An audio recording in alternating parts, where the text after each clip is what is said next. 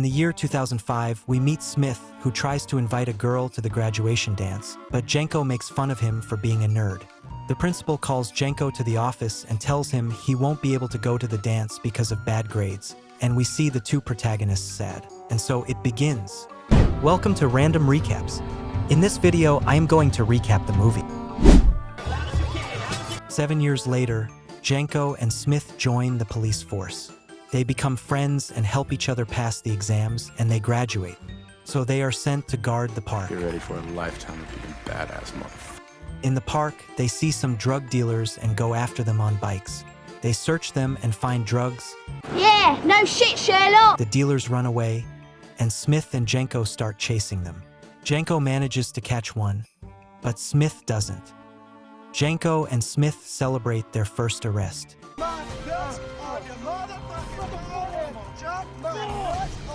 But the police department drops the charges against the subject because Jenko and Smith forgot to read him the Miranda rights.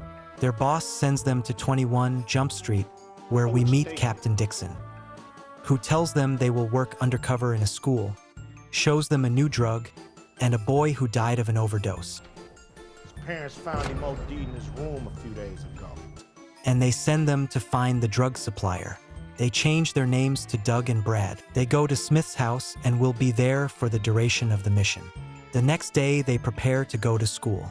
They look for a car and play at crashing. They arrive at the school. They meet Eric, and Jenko makes fun of a boy for studying and then hits him for no reason. Hey, what the hell, are you serious? And they are taken to the principal's office for that and given a warning of expulsion. Jenko mixed up the identities by mistake. And now he goes to chemistry class and Smith to theater class. In theater class, he meets Molly, Eric's girlfriend, and he asks her about the drug. She shows him a number to call to get the drug.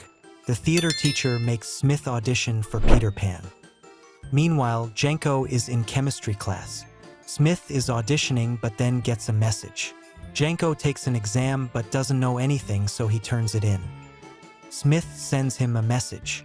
The two go after the drug dealer and realize Eric is one of them.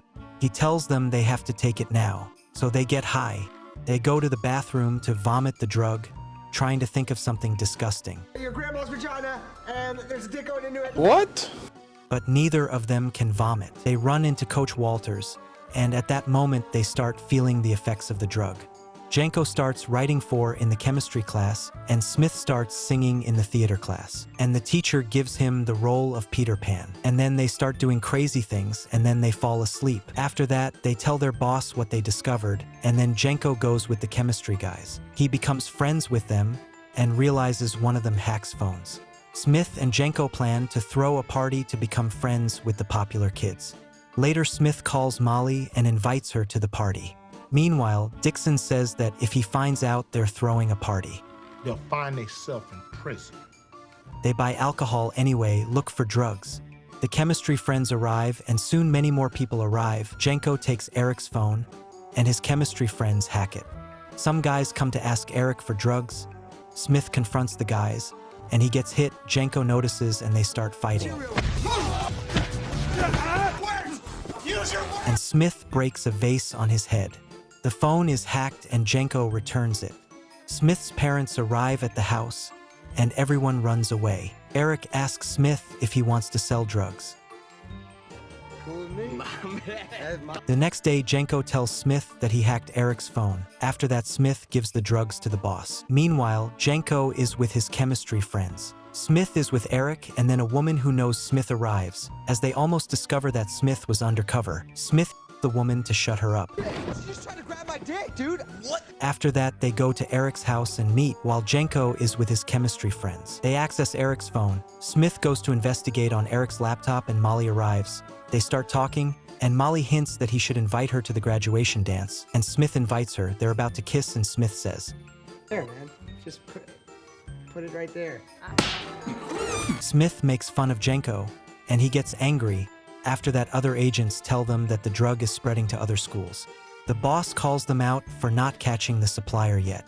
At school, Smith goes to do the theater play, and Jenko is taking a chemistry test, and he realizes that Eric is going with a piñata.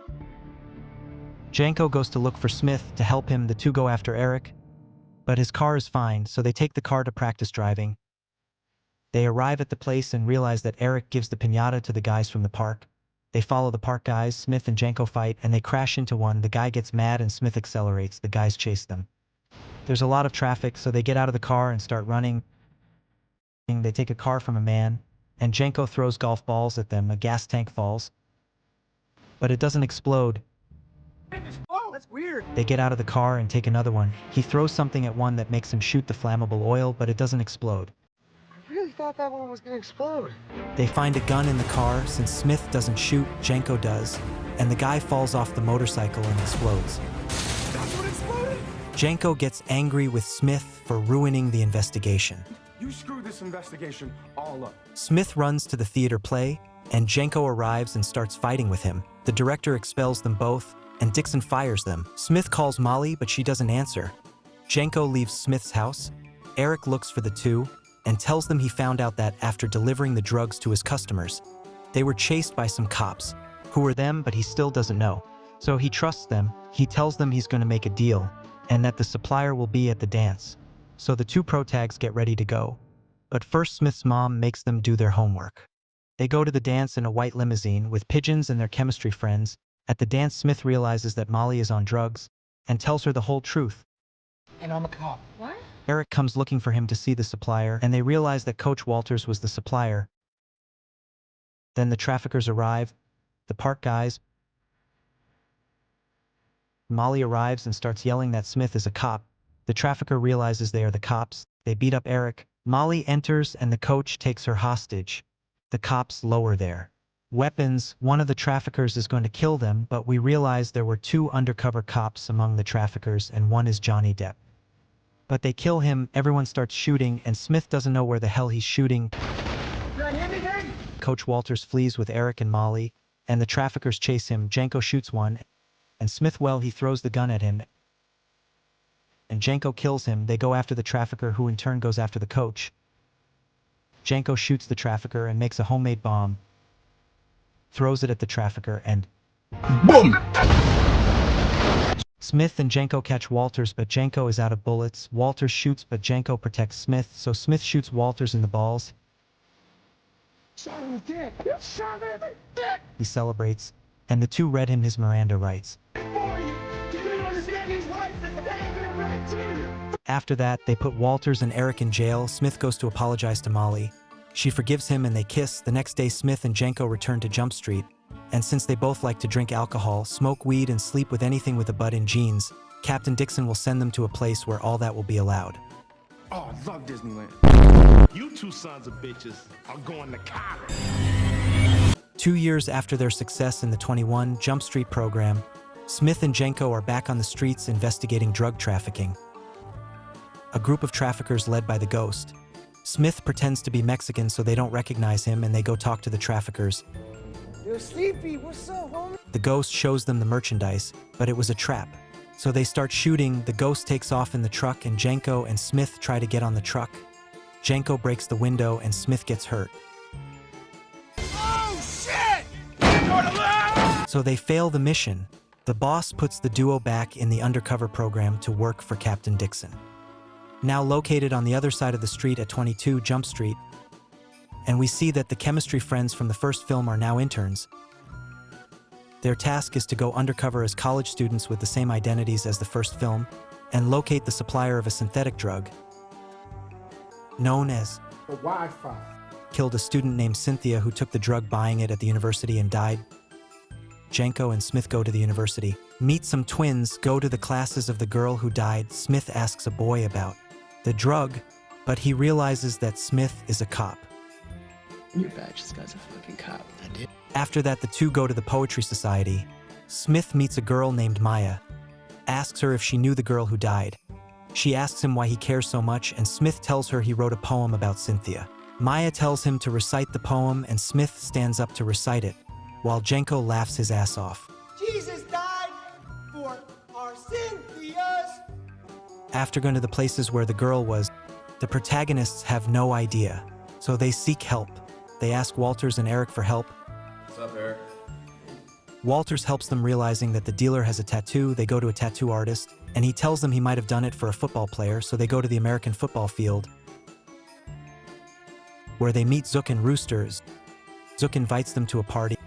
That night they go to the party, and Jenko makes friends with the two, while Smith is ignored. Smith leaves the party and meets Maya, and invites him to a meeting in the art building, while Jenko has fun with Zook. Then Smith goes with Maya to her room, while Jenko sees that Rooster has a tattoo, but it's not the one they're looking for.